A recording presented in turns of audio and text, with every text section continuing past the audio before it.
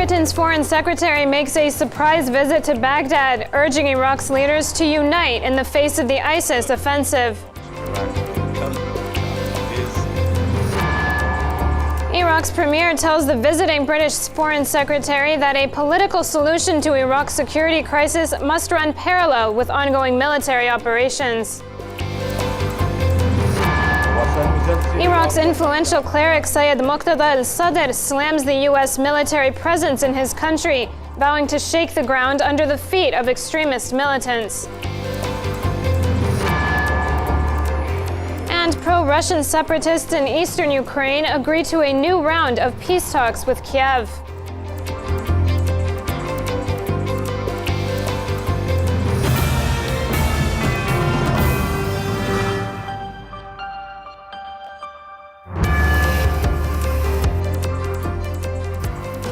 Good evening and welcome to Al-Attijah World News with me, Mariam Khaddar.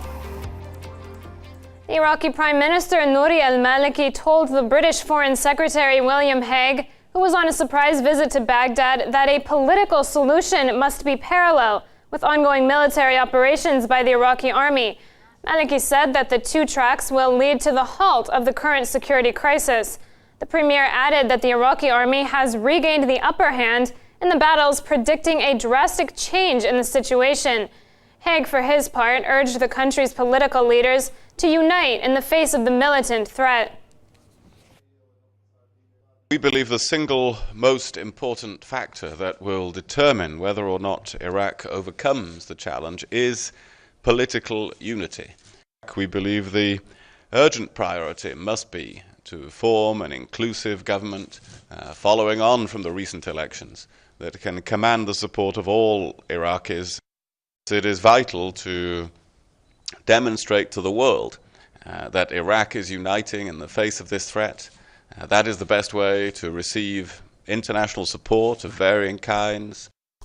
The Iraqi premier also confirmed that Syria launched airstrikes against ISIS militants on Iraqi soil earlier this week. Maliki said Syrian fighter jets bombarded militant-held positions near the border town of Qa'im on Tuesday. He added that Baghdad had not requested action from Damascus, but welcomed such an attack. Both Iraq and Syria have been plagued by the bloody rise of ISIS, which is seeking to establish an Islamic emirate in the region. Meanwhile, the head of the Iraqi Sadrist movement and Shia cleric Sayed Muqtada al-Sadr has vowed to, quote, shake the ground beneath the ISIS militants. In a televised speech from the holy city of Najaf, Sadr also criticized the meeting between U.S. advisors and Iraqi military commanders, saying that occupation forces should take their hands off of Iraq. Politically, the controversial figure demanded to see new faces in a national unity government on the heels of nationwide parliamentary elections, which saw incumbent Premier Nouri al-Maliki garner the majority of the seats. We will come back if they return, and we will shake the ground under the feet of ignorance and radicalism, just as we did under the feet of the occupier. We call for a speedy formation of a national government with new faces from all spectrums and away from sectarian quotas, and a denunciation by Iraq's Sunnis and Shias of the terrorist organizations. While battles between the Iraqi army and militants are continuing, Iraq's military is carrying on with its counteroffensive against ISIS militants in the northern parts of the country. Elite forces as well as pro-government fighters are besieging militant strongholds in the cities of Tikrit, Samarra, and Baji. In a sign that the operations are intensifying, Iraqi military paratroopers carried out an airborne assault on Tikrit University, which was occupied by militants. However, the al-Qaeda-affiliated group is still advancing as it captured a town near the capital Baghdad where 4 natural gas fields are located. Meanwhile, the Iraqi army has confirmed that the country's biggest oil refinery at Baji is in its hands, following a militant attempt to take control of it. The refinery is in full control of the Iraqi forces, and ISIS militants could not take over a meter of ground. Actually, the fighting has been underway for 7 days now, and the result is 92 dead bodies of ISIS militants scattered in the vicinity of the refinery. The tribes in Baji provided us with precise information about locations of the ISIS militants and about the sleeper cells, so we handled them through raids and airstrikes. On another front, Iraq's officials have announced that the death toll from a suicide bomb attack that targeted the Iraqi capital Baghdad has reached 19. Dozens of others were injured after a suicide bomber detonated himself in the middle of a crowded outdoor market in the neighborhood of Kadmiyah. Let's get some more information on this with our correspondent in Iraq, Mustafa Al-Kattan. Mustafa, just give us the latest concerning the ongoing clashes in northern Iraq. How far has the army's counteroffensive gone? Yes, actually, the Iraqi army now and the Iraqi artillery are now heavy bombarded the northern districts and into Lafar city, while the Iraqi troops are keep fighting the militants in other districts into Lafar in order to launch a massive attack to retake the city of Mosul.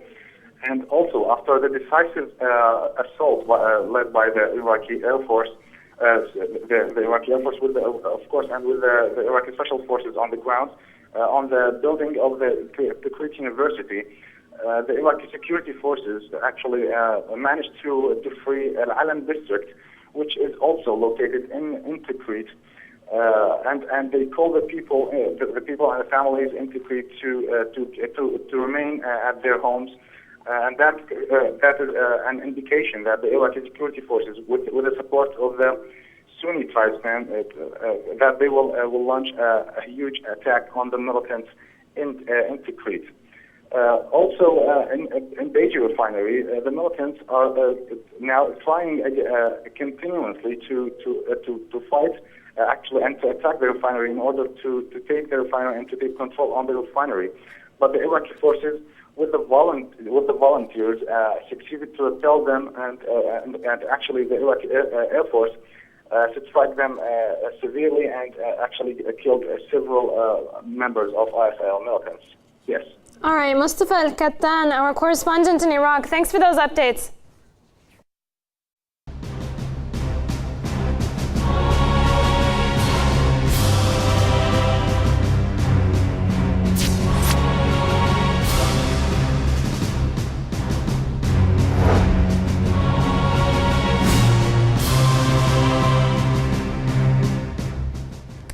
And staying in Iraq now, where the president of the country's Kurdish region, Masoud Barzani, made his first visit to the disputed city of Kirkuk since Peshmerga forces replaced Iraqi soldiers there almost 2 weeks ago.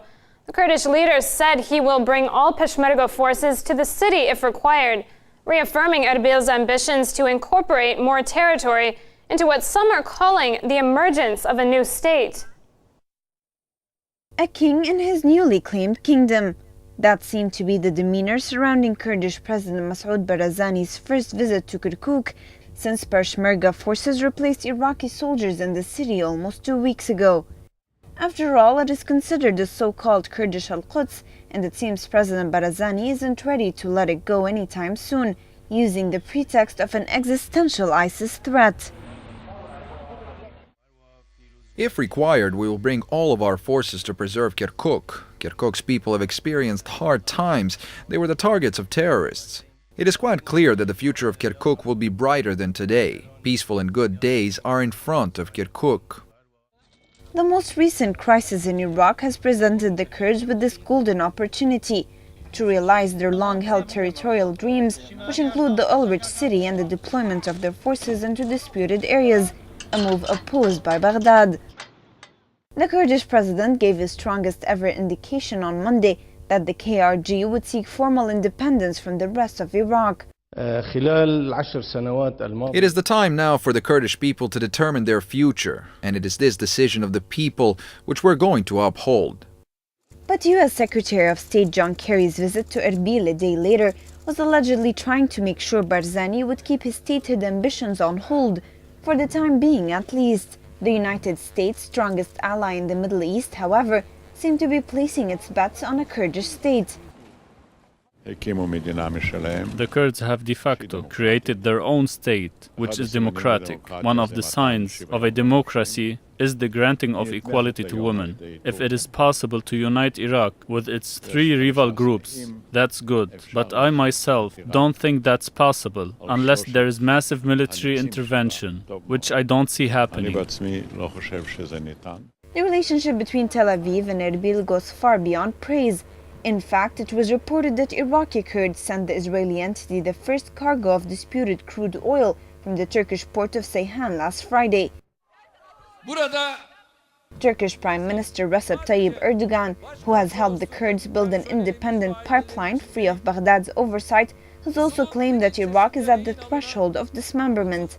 For the time being, the KRG appears to be sticking to the notion that the enemy of my enemy is my friend, siding with Baghdad's foes to achieve its ultimate goal of an oil-rich Kurdish state. That ongoing conflict in Iraq also has a human face, with the country's second-largest city of Mosul still under the occupation of militants belonging to the so-called ISIS. Thousands of its residents are continuing to flee the besieged city.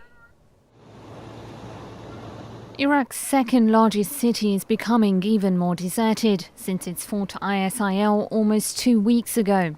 Thousands of Mosul's residents arrived at a refugee camp near the Kurdish city of Erbil. They have nowhere to go, and these poorly administered refugee camps were their best resort for now. Some of the displaced say that in addition to the danger posed by the militant group, the ISIL has wiped out business activity, depriving many of their livelihoods. The economic situation is the main reason that prompted us to leave. The camp is the worst. I arrived yesterday with my 2 children and I slept on the ground. There is no food and bed. I fled the town when it was bombed, and as I told you, the economic situation forced us to flee. This mother is scared for her girls. A day earlier, a Christian woman and her daughter were both raped in Mosul by ISIL militants. I have 7 kids, all of them are girls. You can go and see our tent. It has nothing. We don't even have a thermos bottle for water. We don't have food. The policeman gave us tomato, cucumber, and bread to eat. Where shall we go?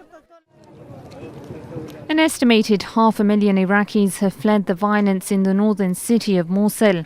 At least 20,000 of them have arrived in the Kurdistan region, which offers them a semblance of security. But as the UN is set to expand its camps across the war-torn country to aid 1 million displaced people, these refugees are going to have to live in increasingly dismal conditions, with a growing shortage of food, water and shelter. Political analyst Ali Al-Hilli joins us now via Skype from London. Mr. Al-Hilli, it does seem that Prime Minister Maliki is facing quite an uphill battle. Will he retain his post as Premier? Well, I mean, the issue is not determined by Maliki himself or the other politicians. It's actually determined by the people themselves. We recently had elections in Iraq where Prime Minister Maliki got around 700,000 votes. His state of law coalition got around 100 seats in parliament, around 90 or to 100 seats. So therefore, you know, people have chosen Maliki, and you know, he's shown that in Baghdad specifically, he is someone that is very much favored. Now, the issue here is very much a pressure from the neighboring countries such as Saudi Arabia and Qatar and Emirates and Kurdistan, and so therefore they're pressurizing the Americans to pressurize Maliki to step down, and you know, and this is not on. You know, the issue is that what the Iraqi people want has been shown in the elections, and they have shown that they do want Prime Minister Maliki. Well, the Shia cleric Sayyid Muqtada al-Sadr has called for new faces in a national unity government. Is he calling for Maliki to go? Well, Muqtada Sadr has always called for Maliki to go. It's nothing to do with the current situation. It's been many years he's been calling Maliki to go. Muqtada Sadr hasn't really played a significant role in Iraqi politics. He seems to be a person who always comes out and disrupts the flow of progress in Iraq, and so therefore it's, his comments are not very much taken seriously by a lot of the politicians, and it's the rhetoric, really. I mean, we always hear about from Muqtada Sadr that he wants Maliki out, so it's nothing really new. Well, would you say that Sadr is looking to make a comeback after pulling out of politics in February? To be quite honest with you, I don't think it's very clear what he wants. I mean, when he comes out and talks about certain things, when he gets into politics, and as you rightly said, around 6 months ago, he said, look, I'm going to get out and I've got nothing to do with politics here. And then suddenly he's back in, and then he's out, and then he's back in again. So you don't really know what Muqtada Sadr is actually doing. But the thing is that we shouldn't really focus on Muqtada Sadr at the moment, because he's insignificant. What it is that we have a regional problem in Iraq. It's not just ISIS haven't just attacked Iraq, but are going to attack the countries around Iraq, and it's very important for the neighboring countries such as Iran to actually help the Iraqis, because it's a very critical situation, and it will eventually affect neighboring countries. Well, what about the Kurds? By the looks of it, Erbil is the real winner in this crisis. Well, it adds to the issue that the Kurds have been part of this conspiracy. Many say that the Kurds played a role to bring in ISIS to Iraq in cooperation with the Saudis and Turks, and so therefore they agreed that if you come in, we won't put forces to resist you. However, you have to give us Kirkuk, and which is exactly what happened. You saw Kirkuk. Many of the army personnel, they fled, they ran away, unfortunately, in Kirkuk, and so they handed the whole city to the Peshmerga. It just looked like it's a whole play that has been sort of played around for a long time now, and it's quite disappointing to see Kurdistan thinking of themselves, that's it, and doesn't actually think of the unity of Iraqis. And from your report, what you've also shown, and it actually confirms the link between Kurdistan and Israel, and you saw that they very much are very linked with each other. You saw the Israelis agreeing with the movement of Kurdistan, with them separating, gaining independence from Iraq, which is quite, evident that, to see that they are going with the evil force of Israel, and they are coordinating with them to try to establish its independence. So would you say that Washington is using this growing militant threat as a pretext to oust Maliki's government? To be quite honest, I mean, the Americans do want, I believe, Maliki to leave. I think they have been pressurized by the Israelis. They have been pressurized by the Kurds and the Saudis and others. But unfortunately, this can turn into a Shia-Sunni thing, where countries, sectarian countries such as Saudi Arabia and others, Qatar and Emirates, and Turkey, are very much not against the figure of Maliki, but against a Shia prime minister. So whoever comes after Maliki, if he is Shia, then they will still make sure that they will hurt them, and make sure that they will affect their policies, and send all these suicide bombers, and cause the security to be unstable in Iraq. So therefore, it's I say this with complete bitterness, that this issue has come about from these sectarian countries who want to cause a sectarian war in Iraq. But the Iraqis are very much united. God willing. And so therefore, with the help of the neighboring countries such as Iran and others, I hope that and I pray that, we can actually resist this evil force. All right, political analyst Mr. Ali Al-Hilli, thanks a lot for weighing in on that. You're welcome.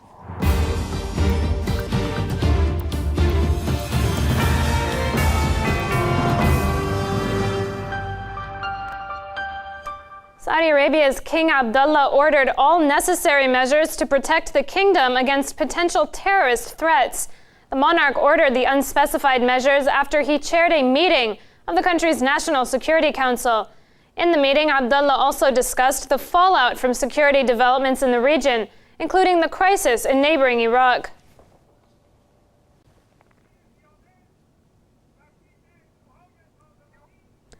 A top Iranian military commander has slammed Saudi Arabia for its death sentence against the prominent Saudi Shia cleric Sheikh Nimr al-Nimr. Iran's armed forces chief of staff Major General Hassan Fairuzabadi said that it is unacceptable that Saudi officials let such an unjust ruling be carried out, adding that his execution would cost Riyadh dearly. Sheikh Nimr, who was attacked, injured and arrested by security forces en route to his house in 2012, has been charged with disturbing the country's security, giving anti-regime speeches, insulting King Abdullah in Friday prayer sermons, and defending pro-democracy detainees. The Syrian army has advanced toward the borderline with neighboring Lebanon, particularly on the outskirts of the towns of Asal al-Warid and Dura. Syrian forces also closed off the road linking the Al-Qalamun mountains to Zabadani and Arsal, where militants fighting against President Bashar al-Assad's government withdrew after their defenses collapsed during fierce clashes. The United Nations has announced that 10.8 million people in Syria are now in need of humanitarian assistance. During a briefing to the Security Council, the UN aid chief said the number of people who are in need of humanitarian assistance in Syria continues to grow. 241,000 people continue to live under siege conditions, unable to leave their communities, and we're unable to get in to deliver much-needed humanitarian assistance. Since my last briefing to the Council, only 2,467 people, or 1% of those living in besieged areas, have received much-needed food assistance. Mr. President, in 2011, I told this Council that 1 million people in Syria needed humanitarian assistance. That figure now stands at 10.8 million, 1.5 million more than there were just 6 months ago. The number of people in need in hard-to-reach areas now stands at 4.7 million, an increase of 1.2 million since Resolution 2139 was adopted in February. You're tuned in to Al-Attishah World News. Coming up after the break. A Jordanian military court acquits the radical cleric Abu Qatada on terrorist-related charges.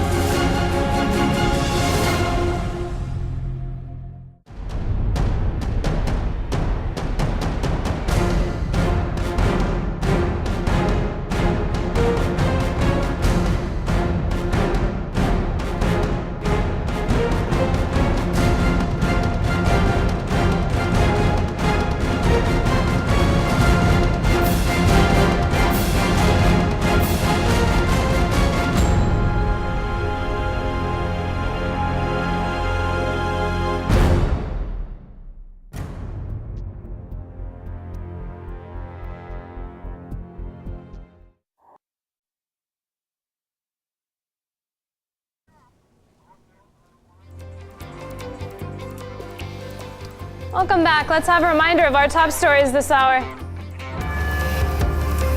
Britain's foreign secretary makes a surprise visit to Baghdad, urging Iraq's leaders to unite in the face of the ISIS offensive. Iraq's premier tells the visiting British foreign secretary that a political solution to Iraq's security crisis must run parallel with ongoing military operations.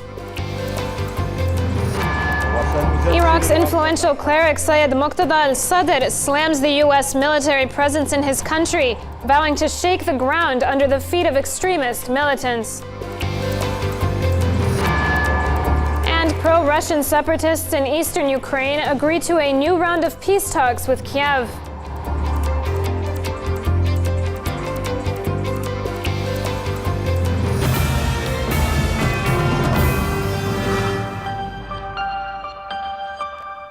Pro-Russian separatist rebels have reportedly agreed to take part in further peace talks with the Kiev government on Friday to end the conflict in Ukraine's eastern regions. Separatist rebels are set to take part in a fresh round of peace talks on Friday aimed at putting an end to the fighting in Ukraine's eastern regions, amid unrelenting Western pressure on the Kremlin to rein in the activists. We are in full agreement that it is critical for Russia to show in the next hours, literally, that they're moving to help disarm the separatists, to encourage them to disarm, to call on them to lay down their weapons and begin to become part of a legitimate political process.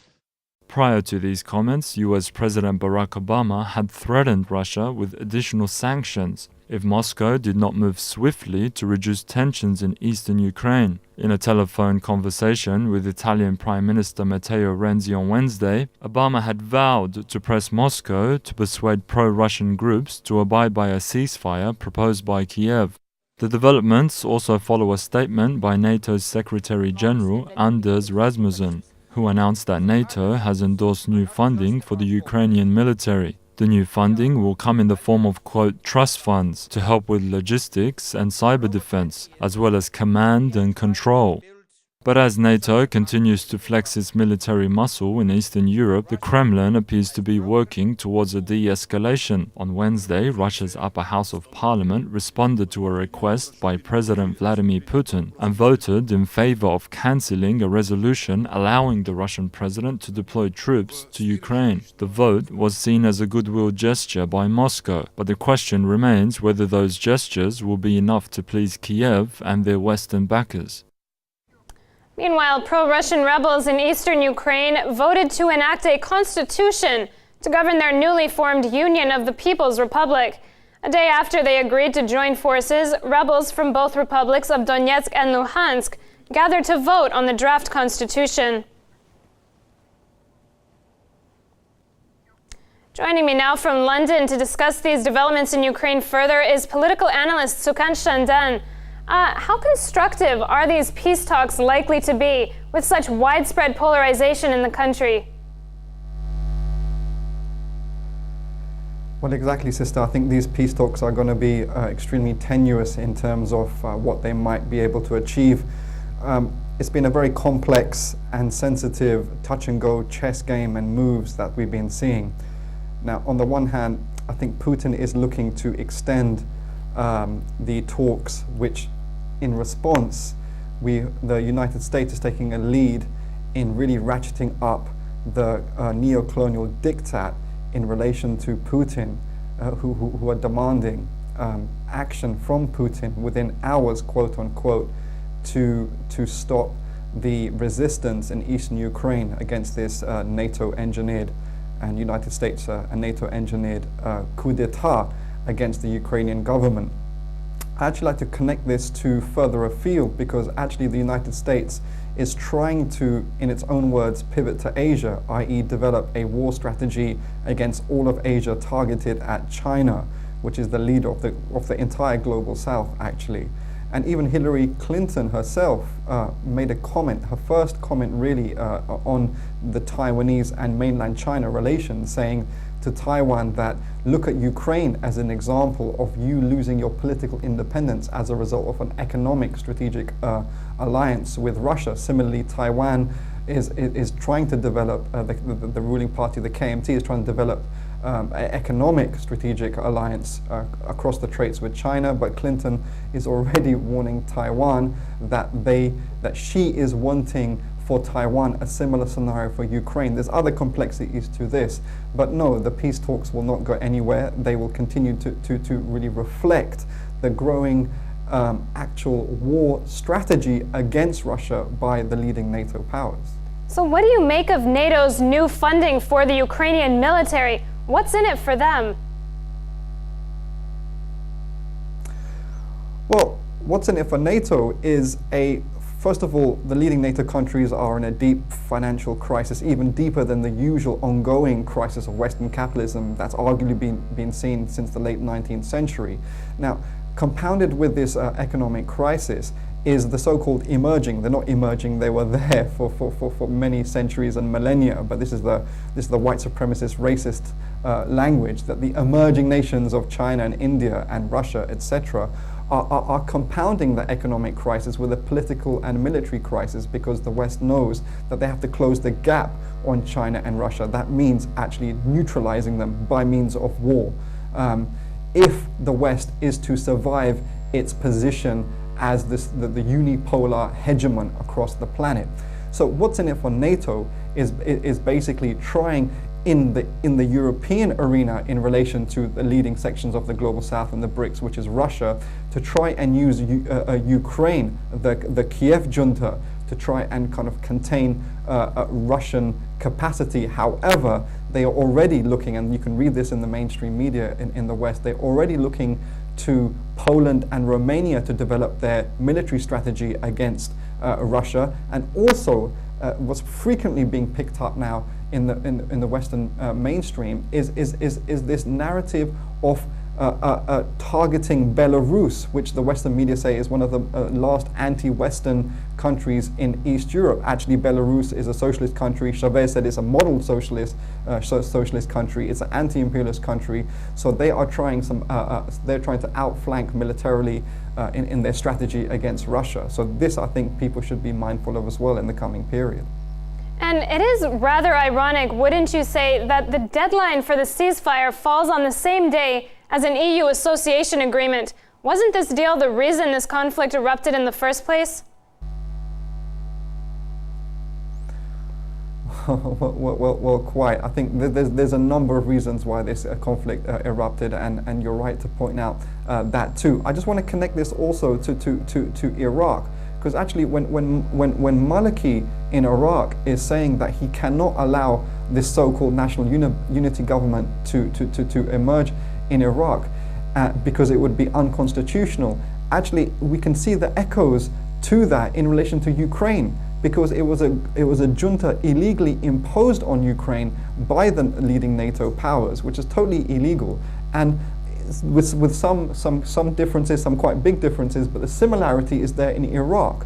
Iraq is faced basically by a Western and regionally allied trauma and division, and now they're trying to impose and dictate onto Iraq. That is, obviously John Kerry has come to say you must have a new government. But Maliki is right. He's wrong on many things, but on this he's absolutely right. It's unconstitutional, and it would be actually a violation of Iraqi sovereignty.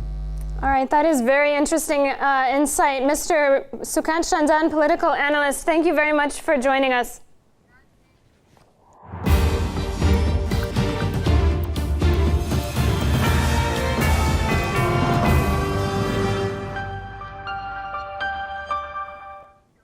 Jordan's military court has acquitted the Al-Qaeda-linked Abu Qatada, who was extradited from Britain last year for conspiring to commit acts of terrorism. For the time being, at least the radical cleric faces other terrorism-related charges and will remain in prison.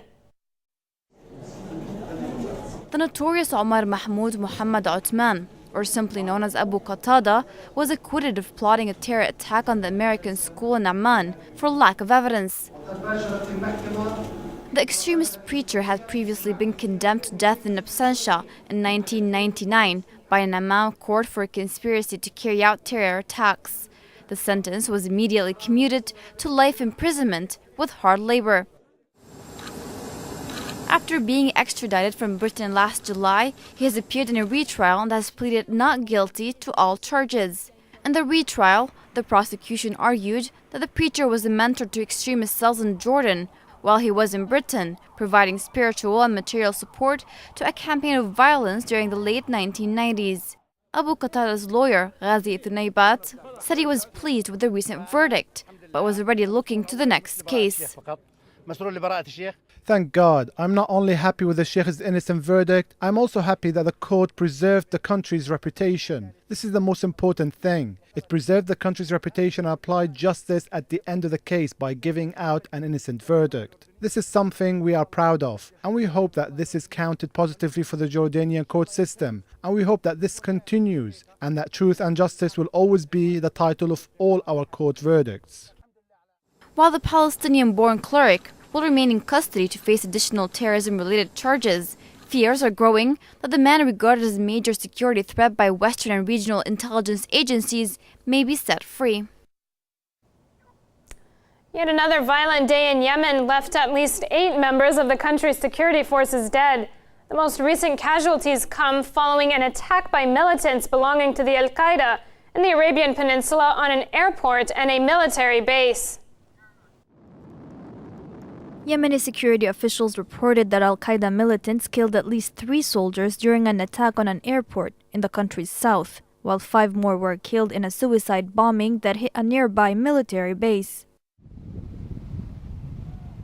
According to officials, the coordinated attack on the Sayoun airport in the southern province of Hadramaut kicked off from 3 different directions early on Thursday. Troops were still engaged in a standoff with the militants when the Al-Qaeda fighters seized the airport control tower and took hostages before bombing it. Simultaneously, a suicide bomber targeted a military base close to the airport, killing at least 5 soldiers. Al-Qaeda has launched a spate of violent attacks on military targets around the country in recent months, following an operation by Yemen's army against the militant group, which drove the insurgents out of their traditional strongholds in the south of the country. A reform bill to revive the stalled peace talks with Kurdish rebels has been submitted by the Turkish government to parliament in an apparent bid to seek votes from Turkey's biggest minority group in August's presidential polls. Titled "The Bill to End Terrorism and Strengthen Social Solidarity," the 6-article package aims to facilitate the rehabilitation of rebels from the outlawed Kurdistan Workers' Party. Kuwait's Emir Sheikh Sabah Al-Ahmad Al-Sabah urged calm as he expressed deep concern over allegations concerning a conspiracy against the government and a corruption scandal, vowing to take stern actions against any guilty party. In his first public comments over the scandal, which has shaken the wealthy Persian Gulf state, Sheikh Sabah urged all parties to leave the issue to the judiciary.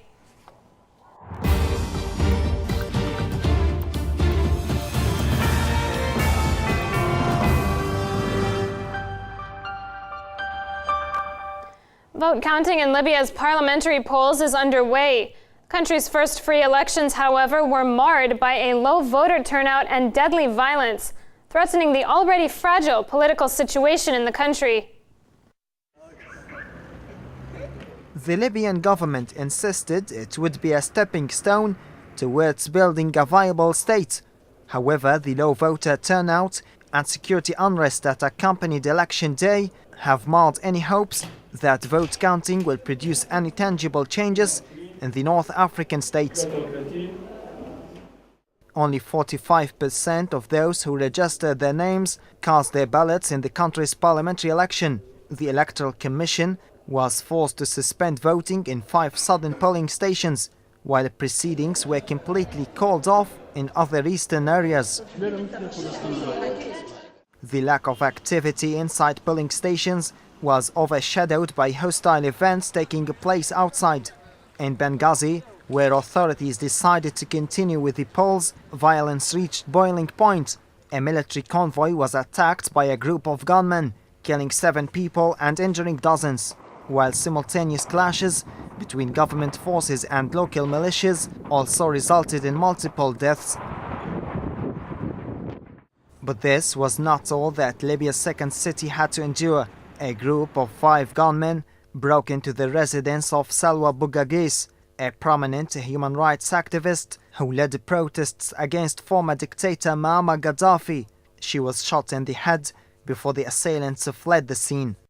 Election results are due in the coming days. The General National Congress will be renamed and relocated. Political parties will also be banned. But all this appears to have done little to impress the public, which still laments legislators' failure to end the lingering chaos that continues to plague the country. Lebanese awoke on Thursday to scenes of destruction, one day after a Saudi Arabian suicide bomber blew himself up in a hotel room in central Beirut. The Lebanese government is expected to enforce stronger entry measures against Gulf citizens after the involvement of foreigners in terrorist activities across the country. Our Beirut correspondent Hussein Al-Moussawi with the details. The Lebanese capital of Beirut awoke on Thursday morning to scenes of devastation, a day after a suicide bomber wounded at least 11 people in a hotel close to the Saudi Arabian embassy. The blast on Wednesday evening is the third in the country in less than a week. Security services said the bomber was a Saudi national, and that a second suspected Saudi militant, who was wounded in the blast, was arrested at the scene. The latest bombings prompted Lebanese ministers to discuss during a cabinet session this morning a plan expected to enforce stricter entry measures against Gulf citizens after the involvement of foreigners in terrorist activities in the country. Beirut streets have been relatively busy in the evenings, with many watching the World Cup at cafes in the warm summer weather. However, now and after a second security incident to target the heart of the Lebanese capital Beirut in less than a week, most tourists from the Duray Hotel and surrounding hotels have decided to pack up and head home. We are supposed to travel today, but if this happened 2 days ago, we would have left right away because the country is so beautiful, but you can't feel safe at all. I didn't imagine that this explosion would happen in the hotel where I'm staying. It is a shock. I am a French tourist. I arrived yesterday around 7:30 and I saw the smoke and the military. We're changing the hotel this morning because the hotel is totally damaged and debris is still there inside. So we are changing the hotel, but we are staying in Lebanon. As tourists pack up and leave the capital, Lebanese intelligence services continued their raids on several hotels in Beirut on Thursday. It was reported that members from the ISIF intelligence branch raided the nearby hotel of Ramada, also known as As-Safir, searching for terror suspects. With the 3-month period of peace over now, and a new wave of bombings threatening to engulf Lebanon, the small Mediterranean country appears to be entering a new phase, which many believe could prove to be bloodier than ever before. Hussein Al-Moussawi, Al-Ittijah TV, Beirut.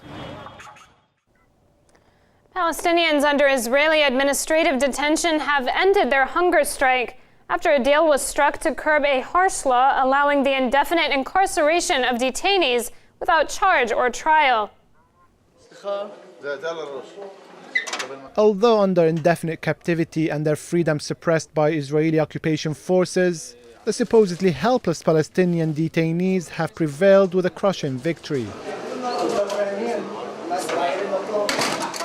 Some 290 detainees began a hunger strike 2 months ago in protest to the Zionist regime's cruel administrative detention, a controversial measure that enables incarceration without charge or trial. Around 5,000 Palestinians are being held in Israeli jails, with nearly 200 of them in administrative detention. As part of the deal to end the hunger strike, the Israeli entity will curb its administrative detention laws by ending the indefinite detention. Extension cannot be more than a year, and any further extension will require legal proceedings. The end of the mass hunger strike was announced on Wednesday by the Palestinian prisoner minister. After the occupation met with the representatives of the prisoners on hunger strike, they reached an agreement which resulted in their announcing the suspension of their hunger strike and not cancelling it. based on achieving some of their demands. But the head of the Palestinian Prisoners Club said the victory is incomplete. We are not talking about a big clear victory in the procedural practical sense, but we are talking about an improvement in addressing the issue of administrative detention. We are talking about the resistance of a group of prisoners that fought using peaceful resistance. More than 70 Palestinian detainees have been hospitalized due to their deteriorating health conditions resulting from their hunger strike. Israeli lawmakers propose a legislation that would enable prison staff to force-feed hunger strikers. The Knesset has fast-tracked the bill and was expected to pass within a week or two, despite an international outcry at the crude and inhumane treatment.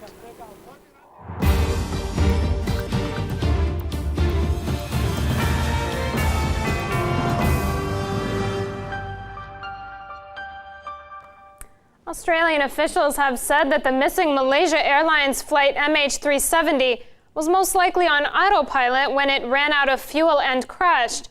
The search will now shift southwards to focus on an area some 1,800 kilometers off the Western Australian coast. The Australian government said the plane could not have followed the orderly path that has been identified through satellite sightings.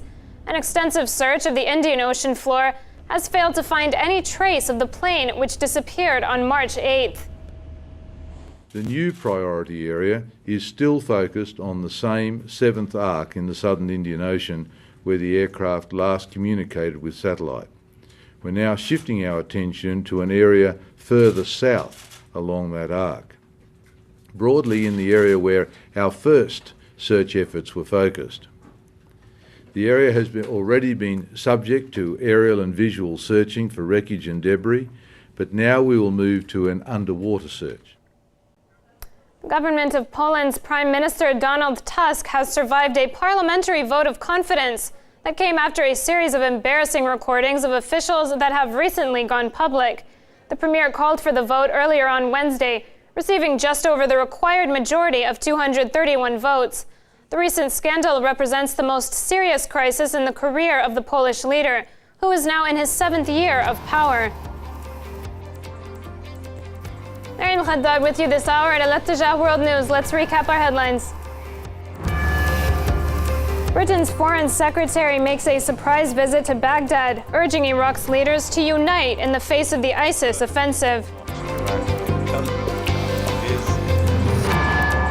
Iraq's premier tells the visiting British foreign secretary that a political solution to Iraq's security crisis must run parallel with ongoing military operations. Iraq's influential cleric Sayyid Muqtada al-Sadr slams the U.S. military presence in his country, vowing to shake the ground under the feet of extremist militants.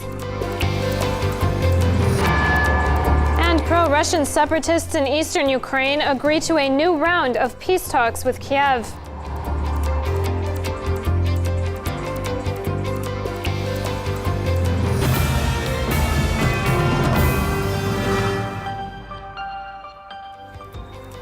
That's it for now. Thanks for watching and good night.